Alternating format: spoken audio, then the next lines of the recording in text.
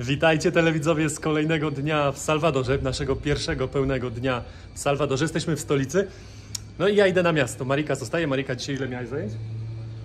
No, 5? 4-5, tak. 5 zajęć, ale Marika zostaje w domu, bo jeszcze musi coś tutaj zrobić. W sumie też jeszcze musi pranie zrobić, bo nam się nazbierało, a ja idę sam trochę miasto pozwiedzać. Dasz radę sama, Marika? Bardzo bym się martwiła o ciebie. Ja sobie poradzę, ale najpierw muszę iść pokazać Marice, dać instruktaż, jak się obsługuje pralkę tutaj i suszarkę, bo pan mi wczoraj pokazał. Na tym pięknym, dużym domu mamy też pralkę i suszarkę. Tu jest suszarka, tu jest pralka, zaraz ci Mari pokaże, jak to obsłużyć. Prosta sprawa. Mariczka już wszystko wie. Pan przemiły jeszcze powiedział, że możemy jego proszek używać, raczej płyn do prania i płyn do zwiększania, także... W ogóle tutaj wszystko można używać. Jak weszliśmy w kuchni, jest sól nierozpakowana, oliwa nierozpakowana, wiecie, takie pokupowane, co tam było, majonez wczoraj. Noże jeszcze rozpakowywaliśmy wczoraj, Noże, tak. tak. Jakieś te do otwierania konserw czy coś, także wszystko jest jeszcze takie świeże. Tutaj obok stoi deska, też zawinięta jeszcze w folię. Pan dopiero od miesiąca tutaj gości przyjmuje. Ale także... bardzo naprawdę fajnie i miło, na przykład kawę, że ile chcemy, to możemy brać kawę, że nie musimy kupować. Wiecie, tak w ogóle jakby to był, jakbyśmy tu mieszkali. Tak jak u jakiegoś przyjaciela. Tak, niczego nie brakuje. Więc ja idę, Marika zostaje w pokoju. Pa, pa. Pa. Jestem już na zewnątrz, jak już wiecie, idę sam. W Salwadorze jest teraz pora deszczowa i zbierają się nade mną takie ciemne chmury. Wczoraj całą noc padało. Przynajmniej tak mi się wydaje, bo jak wstawałem w nocy, to cały czas padało, rano też padało. I mam nadzieję, że teraz nie będzie padać, że dopiero jak to w tropikach jest często, że pada najczęściej wieczorami, więc mam nadzieję, że teraz nie będzie padać. Od razu przy naszym hotelu jest taka knajpeczka. Ja jeszcze nie jestem głodny, ale podpytałem. Pani powiedziała, że talerz kosztuje 2,75 kompleto, czyli jakiś kurczak, tutaj widzicie ryż, jakaś sałatka, do tego jakiś placek. Pamiętajcie, razy 4 liczymy. Ogólnie mieszkamy, w fajnej dzielnicy, tutaj kolejna knajpeczka. Sopagaina, właśnie. Słyszałem o tym, że to jest, patrzcie, to jakaś chińszczyzna, też jest makaron, tam jest jakaś lasagna, tu jest jakiś kurczak w sosie, to wygląda jak jakaś kaczucha. Tutaj jest kolejna knajpeczka, też się kurczaki smażą, banany, ryby, wszystko jest. Jak tak będzie, to ja nie dojdę do centrum. Trzeba obserwować miejscowych, zobaczcie, ta pani co ma na pośladkach? Telefon. Jak ta pani nosi telefon na pośladkach, to znaczy, że tutaj wcale nie jest niebezpiecznie. Tak bym powiedział. Sprawdziłem teraz na mapie, na Google mam jakieś 30 minut do centrum. A ja wiadomo, jak centrum, to zawsze coś tam się dzieje. Sprawdziłem, co to znaczy Salud, czyli Ministerstwo Zdrowia tutaj jest. Proszę bardzo, pan się tutaj uśmiecha. I panie tutaj sprzedają jakieś produkty, widzę, i od razu coś do jedzenia. Można owoce kupić. Także wszystko się zgadza. Ministerstwo Zdrowia i zdrowe jedzenie. Dzisiaj też jestem trochę przygotowany. Poczytałem sobie o Salwadorze i w Salwadorze mieszka około 6 milionów 400 tysięcy mieszkańców. I ten kraj jest 15 razy mniejszy od Polski. I tak sobie policzyłem, jakbyśmy wzięli te 15 razy mniej, czyli 6 milionów 400 pomnożyłem sobie razy 15, czyli wyszłoby około 95 milionów mieszkańców. Jakby ci wszyscy mieszkańcy byli razy 15 w Polsce. Dziękuję, kolego. Właśnie kolega mnie przypuścił, nie na pasach. To jest nasz drugi dzień w Salwadorze, jak już wiecie, i powiem wam, że w tej stolicy czuję się o wiele lepiej niż w stolicy choćby Kostaryki, San Jose, czy też jak byliśmy w Tegucigalpa w Hondurasie. Tutaj jest jakoś przyjaźniej, ci ludzie są trochę inni, tak mi się przynajmniej wydaje. Ale wydaje mi się, że jest bezpieczniej. A co jeszcze do bezpieczeństwa, ostatnio też czytałem na temat tego nowego prezydenta. To też niezły agent jest tego prezydenta, zaraz wam coś powiem na ten temat. Zrobił tak, że jak objął władzę, to wybudował takie więzienie dla 40 tysięcy przestępców.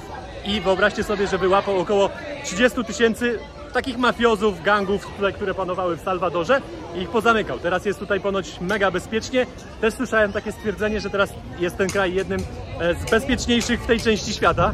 Także zrobił dobrą robotę. I też rozmawiałem z jednym Salwadorczykiem jakiś miesiąc temu. To powiedział, że kiedyś otworzyć jakiś biznes czy coś, to były problemy, bo zaraz były haracze i takie rzeczy. A teraz wszystko można robić tak, jakbyście byli, powiedzmy, w Polsce. A co do prezydenta tego kraju, w konstytucji jest taki przepis, takie prawo, że kandydować można tylko jedną kadencję, czyli powiedzmy 5 lat, koniec i musi być wybrany następny. A ten wymyślił tak, że już jest drugą kadencja. Wiecie, co zrobił? 2 miesiące przed upływem swojej pierwszej kadencji zrezygnował z bycia prezydentem i zajął się kampanią. Czyli 2 miesiące przed wyborami zrezygnował z bycia prezydentem. Pewnie go zastąpił jakiś tam wiceprezydent do czasów wyborów i on znowu kandydował. Tak by ominął konstytucję. W bardzo prosty sposób. Jeszcze nie doszedłem do tego centrum, do którego chcę, ale widzę, że tutaj jest jakiś bazar. Zaraz wejdę, zobacz. Tutaj też jest jakiś fryzjer. No, a ja akurat potrzebuję się obciąć, więc myślę, że w takich miejscach będzie najtaniej. Poszukam, może są jakieś miejsca do jedzenia. Podpytałem w jednym salonie, pani mi powiedziała, że $5, wydaje mi się, że to trochę dużo, 20 zł jak na Salwador, więc na razie nie wchodzę, idę poszukać innych miejsc, gdzie będę mógł się obciąć. Poszedłem z drugiej strony tego marketu i widzę, że tutaj jest sporo jakichś restauracyjek. O, jakie piękne przysmaki. Jest tutaj kilka restauracyjek, jak widać, i powiem wam, że jak dla mnie to wygląda o wiele lepiej niż w Hondurasie czy Nikaragui. Takie sosy, tutaj jakieś ryby, flaczki, makaron. No pięknie to wygląda. Zupy też mają, tam są też krewetki. Tutaj też jak w innych krajach Ameryki Środkowej ludzie sprzedają sporo rzeczy na ulicach, jedzenie. Tutaj pani sprzedaje kokosa, pani tutaj sprzedaje czosnek. Nie wiem, czy chłopak jest niepełnosprawny, ale siedzi na jakimś wózku i pan go wiezie na pacę samochodem. Powoli dochodzę do centrum. Zobaczcie, jaki piękny kościół tutaj. Ładnie wykończony. No podoba mi się ten styl. Pewnie jakaś hiszpańska spuścizna tutaj w tym Salwadorze. No piękny jest. Sporo budek można tutaj spotkać z fast foodem amerykańskim. Są hot dogi, są hamburgery. Tutaj pani robi coś... O właśnie. Tutaj pani robi coś meksykańskiego. Meksykańskie, widać quesadillas, też tortas, czyli takie kanapki. Jestem już w centrum i tutaj zobaczcie, jest piękna, duża katedra. To co to? Policyjny? Helikopter? Tutaj jest jakiś pałac narodowy. Piękny, duży, sporo gołębi. A tam z przodu nowoczesny budynek. I ten budynek z przodu to Biblioteka Narodowa Salwadoru. Tutaj na środku tego placu też jest jakiś pomnik. Pewnie jakiś walczący Salwadorczyk z Hiszpanami. Pewnie jakaś duma narodowa. Sporo młodych ludzi tutaj w centrum. Deskorolki, dziewczyny, gołębie. O, zobaczcie, nawet młode dziewczyny na deskorolkach jeżdżą. Tam słyszę jakaś imprezka dalej. Zobaczcie, jakie rodzinne miejsce! Imprezka dla dzieci, tutaj mogą się też pobawić. Sporo policji tutaj w centrum, widzę, że można wejść. Tu jest jakiś park obok. Przeszedłem się chwilę po mieście, idę teraz poszukać jakiegoś sklepu. Marika czeka na zakupy, bo została sobie w domu. Ja kupię coś do jedzenia, mamy kuchnię, może coś do gotowania. Pan jeździ na takim rowerze z dużym koszem z przodu i sprzedaje świeże bułki. Zrobiłem jeszcze szybkie zakupy w sklepie, ugotuję coś w domu, oczywiście ziemniaki będą grane. No idę teraz do domu, mam jakieś 20 minut. Wpadłem jeszcze do lokalnego baru spróbować piwo. Pani już mi przyniosła szklankę. No i siedzę tutaj z lokalnymi chłopakami. Pijemy piwko. Wypiłem z lokalnymi piwo. Oj, przyjemni ludzie, naprawdę. Pośmialiśmy się, powygłupialiśmy się. Chipsy kupili, mango. Oni tam sobie wódeczkę pili. Ja się napiłem piwo, ale już wracam teraz do hotelu. Wygląda na to, że ludzie tutaj czekają na jakiś autobus. Jest od razu jakiś sklepik, coś sprzedają. Coś tu się dzieje. U mnie na dzielnicę drogę zamknęli, jakieś słupki postawili. Widać, że pan pewnie pracuje tutaj na drodze. Ale nie widzę, żeby cokolwiek się działo, ale ludzie chodzą po drodze, więc nie wiem, po co ta droga zamknięta. Jestem już blisko naszego hotelu, ale widzę, że tutaj sprzedają nadal popusas, więc o tej godzinie, pani się śmieje, o tej godzinie jest około 7 wieczorem. Można sobie tutaj normalnie kupić jedzenie na ulicy i widzę, że tam jest kolejne stanowisko, ale tam już się kopci, jakby z grilla coś robili. Zaraz zobaczymy. Kurczę, blisko. Ja tu kupiłem rzeczy, żeby gotować, a tutaj można zobaczyć, jakie smakołyki pani robią. Popusas? Popusa. ¿Cuánto cuesta? 60 centów jedna popusa. Albo 70, bo mi się zawsze myli. Już miałem iść, ale Marika lubi ser, więc wrócę po jedną z serem. Mam 2 popusas, zaraz sobie zjemy z Mariką i idę do hotelu. Zostało mi ze 3 minuty. Jestem już pod drzwiami. Mamy dzisiaj nowy kod, więc muszę nowy kod wbić do drzwi. Ja wróciłem już do pokoju. Marika zjadła popusas, to co kupiłem, a odpala sobie Netflixa. Zostaje jeszcze w pokoju, w łóżku, a ja biorę zakupy i idę gotować. Ja się wziąłem już za gotowanie. Ziemniaki pokroiłem w talarki z surowych ziemniaków. One już się ładnie tutaj przysmażają. Do tego będzie kabaczek. I jeszcze zaraz wrzucę do tego cebulę. On jeszcze troszeczkę dojdzie i zaraz wrzucę cebulę, żeby cebula też nie była za miękka. Miały być warzywa, ziemniaki i ser. Do tego miały być jeszcze smażone jajka, ale tacy Francuzi są chyba na hotelu i chyba mi buchnęli jajka, jak się pakowali po swoim gotowaniu. Tak mi się wydaje. No bo nie mogłem ich znaleźć, więc dzisiaj bez jajek. Same warzywa i ziemniaki. Z serem. Smacznego. Dziękuję. Smacznego. Witajcie telewidzowie z kolejnego dnia w Salwadorze. Dzisiaj idę z Mariką. Wczoraj byłem sam na mieście, dzisiaj Marika skończyła zajęcia o godzinie 14. Idziemy trochę pozwiedzać razem, coś zjeść. Nie mamy za dużo czasu, bo do 18, jak się ciemno zacznie robić, no to nie zostało za wiele, ale idziemy, zobaczymy, co z tego dnia się uda urwać. Od razu widzimy po drodze pani robi jakieś przekąski. Aha, to się chipsy roztwiera i się robi, tam do chipsów się ładuje coś takiego. A, taka przekąska. Marika się załapała już na jakąś degustację owoców. Trochę jak liczy. Pestka pewnie w środku duża.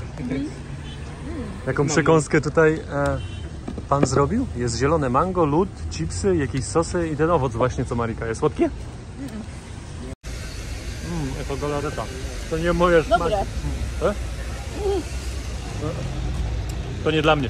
Tutaj wygląda na jakąś jednostkę albo oddział. I zobaczcie, jakie worki tutaj są z piaskiem i żołnierze tam są w środku zamaskowani. W razie co to będą strzelać, jak będzie jakiś najazd tutaj. Widzicie cenę paliwa? Regularna za benzynę $4 wychodzi, bez tego 1 centa. $4 to nie jest za litr, to by było 12 zł, to jest za galon. A galon ma 3,8 i jak sobie to podzielicie, to wychodzi 3 zł 15 groszy za 1 litr paliwa, więc myślę, że to dobra cena. Teraz w tych krajach jest pora deszczowa, więc zobaczyliśmy na wystawie takie poncze, więc bierzemy sobie.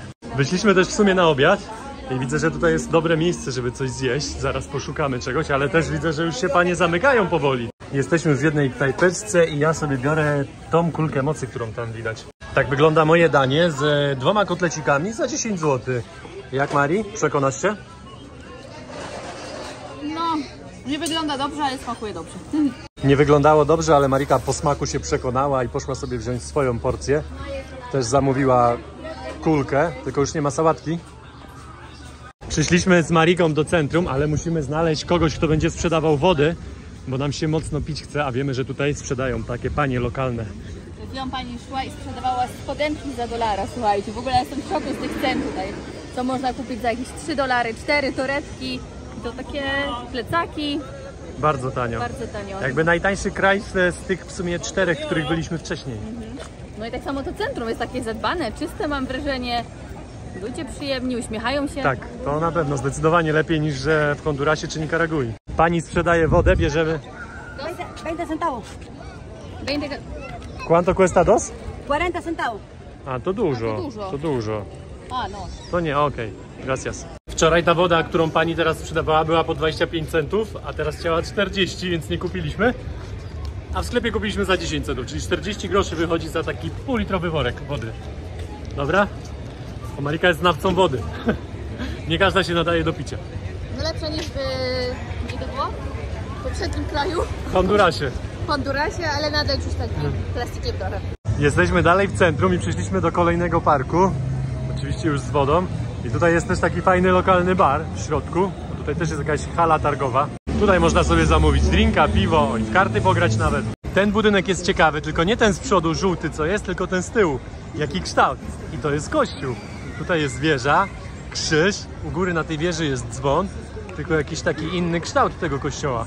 Są ładne kolonialne budynki, albo wyglądają jak kolonialne, zbudowane już za czasów Salwadoru, ale też są takie, no trochę jak radzieckie. Wróciliśmy jeszcze do supermarketu po zakupy i zobaczcie co znalazłem. Salsicza Polaka. Podejrzewam, że to tylko nazwa, a składniki i receptura, no to pewnie już stąd. Zaraz sprawdzę co tutaj jest. Ostatnio słucha cera, kremy, kremiki oglądam albo coś do mycia, nawilżenia. A tu mój księciu się pojawił z czymś. Pani dała mi do przetestowania kawę z Salwadoru. Mówi, że najlepsza. Jak? Najlepsza? Dobra, ale czy najlepsza? Chyba nie piła innych. W katedrze biją dzwony, pewnie msza się zaraz zacznie, więc idziemy zobaczyć do środka.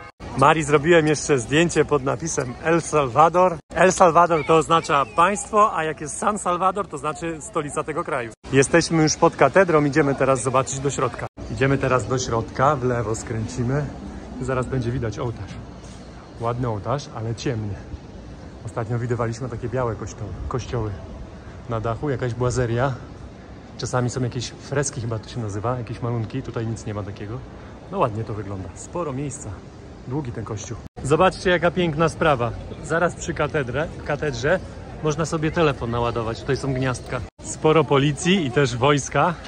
Tutaj, nie wiem czy to jest M56, dobrze pamiętam, to amerykańska broń. Tak mi się przynajmniej wydaje. Konkretne spróby. Zaraz sprawdzę na Google. Byłem blisko, to nie M56, tylko M16. Nie jestem pewny, czy to są te same, ale tak mi się skojarzyły. To jest dobre. Zwykły sklep z ciuchami, a zobaczcie z jaką bronią panowie stoją. Konkretne, no, shotguny takie. Grube spluwy. Zaraz wam pokażę w tym miejscu, ile tamales jest. Chyba się tym zajmują, w sensie, że to ich takie danie popisowe. Zobacz, całe gary tamales. A tamales to zazwyczaj jest ciasto kukurydziane, moja droga, które jest zawinięte w liścia kukurydzy. Te zielone liście to jest kukurydza. Już wiemy? Już wiemy. I tam są różne dodatki. To jest ciasto kukurydziane i tam dodają kurczaka, ser, kto co tam sobie wybierze. Nie, dzisiaj pani powiedziała coś słodkiego, różne płyny. Ser z cukrem. Tak. Po drugiej stronie widzę, że pani też coś tutaj ma w liściach. Czy to też są tamales? Możliwe, coś tu jest zawinięte w te liście. I tutaj banany i kukurydza pani sprzedaje. Marika kupiła sobie te owoce, które dostała dzisiaj na początku dnia. Takie same? Dziwny smak, ale dobre. Mają też dobre. Odeszliśmy kawałek od centrum i widać, że te budynki tutaj już są nie za ciekawe. Zresztą widać, że tutaj chyba nikt nie mieszka, ani nie ma żadnego biznesu, bo wszystko pozamykane, kraty. Tutaj jeszcze wcześniej było widać druty kolczaste. No widać, że taki stary budynek. I te beczki wygląda, że tutaj miały dekorować i jakieś kwiaty rosną w niektórych, ale no to raczej nie wygląda fajnie. Tutaj znowu dekoracja chodnika tymi beczkami, to mi bardziej wygląda jak stare filmy ze Stanów Zjednoczonych, jak oni się ogrzewali przy tych beczkach. Chłopaki na sygnałach. Z tyłu z bronią. Coś się dzieje, tutaj drugi. A, transportują pieniądze. Gruba kasa tutaj musi być, bo jest 1, 2, 3, 4 samochód, tutaj kolejny policyjny. Ale się zabawili. Wróciliśmy już do naszego apartamentu i wiecie, co się stało? Wczoraj nam jajka zginęły, mówiłem, że Francuzi mogli spakować przez przypadek. No i tak mi się wydaje, bo właściciel mówi, ej, jajka wczoraj zostawiłeś, a ich wczoraj tutaj nie było, więc mi się wydaje, że po prostu się kapnęli i je tutaj przynieśli. No, dobrze, że wróciło. No dobrze, dzisiaj będą jajka. Wczoraj nie było. Z naszych zakupów dzisiaj wyszło to biała kiełbasa, chorizo, do tego smażone ziemniaki, ja mam z musztardą. Zrobiliśmy sobie do tego mizerię, a Marika w sumie same ziemniaki z mizerią. Smacznego. Witajcie telewidzowie kolejnego dnia w Salwadorze. My mamy rozgwozdkę. Tak to się mówi? Rozkminkę mamy. Marika chce jechać na plażę albo nad jezioro i odpoczywać, a ja chcę chodzić po wulkanach. Jeszcze się nie dogadaliśmy. Jedno jest pewne, musimy się spakować, bo wyjeżdżamy stąd. Zabieramy jeszcze gary do mycia i nie uwierzycie, co się stało. Podjęliśmy decyzję, że zostajemy jeszcze jedną nockę. Nasze plecaki już prawie były spakowane do końca. Ale my zostajemy jeszcze jedną nockę w stolicy. Przyszliśmy się też rozliczyć z naszym kierownikiem, ale widzę, że gdzieś wyszedł na chwilę. To jest jego sprzęt. Mariczka pozmywa gary i będziemy zaraz szli na miacho. Nasza decyzja też była podyktowana tym, że wczoraj nas deszcz złapał, mieliśmy po wulkanach połazić, a nie mamy w czym ostatnio. No, zostawiliśmy buty na noc. Dzisiaj w nich dotknęliśmy to po pierwsze mokre, wilgotne, bo to jest taka wilgoć, że to nie wyschło. A po drugie tak śmierdziały, że nawet tego się nie da się tego dotknąć. Dlatego dzisiaj idziemy w kubotach i w hawaniasach. Przez tą całą dzisiejszą wyprowadzkę ja nie zdążyłem zjeść nic na śniadanie. Jesteśmy w takiej kuchni lokalnej za 2,50, czyli za 10 zł. Takie danie zjemy. Ryż, kulki mocy, ostatnio były pyszne. Smacznego? Czy ty głodna? Nie głodna? Ja zjadłam wczorajszą pizzę, bo zamówiliśmy pizzę. Miałam dwie, więc jedna została na śniadanie. Ale smacznie to dzisiaj wygląda. Te kulki o wiele lepiej niż na tym ostatnim markecie i ta sałatka. Wszystko tak fajnie wygląda. 10 zł, jak wam powiedziałem, taka porcja 2 kotletów. Widziałem już takie zagrywki, że jak się płaci rachunek, to dają czasami cukierki, a tutaj dają banana za zapłacony rachunek. W Anglii jest sklep Poundland, a tutaj Dollar City. Pewnie zasada jest ta sama, że wszystko po dolara, nie? Nie, to tylko tak się nazywa. Może kiedyś było wszystko po dolara. Zresztą w Anglii też w tych sklepach później się pozmieniało, nie wszystko było za dolca. Jutro się wyprowadzamy ze stolicy tego kraju, z Salwadoru, i dzisiaj musimy zapłacić za hotel. Zapłacimy to w bitcoinie. Zaraz wam pokażę. Chłopaki teraz ustawiają portfel, żeby móc zrobić transakcję. Tak, kolega musi teraz ustawić. You're gonna send me Bitcoin, right? Yeah. Tu już mamy cenę $24. Marcin teraz, Zobaczymy, teraz ja zeskanuję, poczekajcie. czy to się uda. Cent.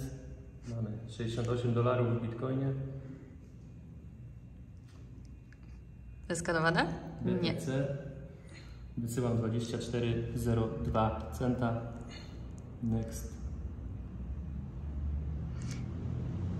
Successful. Successful. Czyli już powinno być. Szybko. Zapłacone. Tak działa świat Bitcoina. I zobaczcie, tu jest potwierdzenie. Kolega dostał $24 i 1 centa. Jak już wiecie, zostaliśmy w stolicy Salwadoru i też nic nie robiliśmy za wiele dzisiaj, był tylko krótki spacer, ale za to postanowiliśmy sobie ugotować polski obiad. Smażone jajka sadzone po 2, ziemniaków, tutaj to wiadro u Mariki, mizeria, no i buraczki do tego. Buraczków takich to ja nie jadłem już od wyjazdu. Smacznego.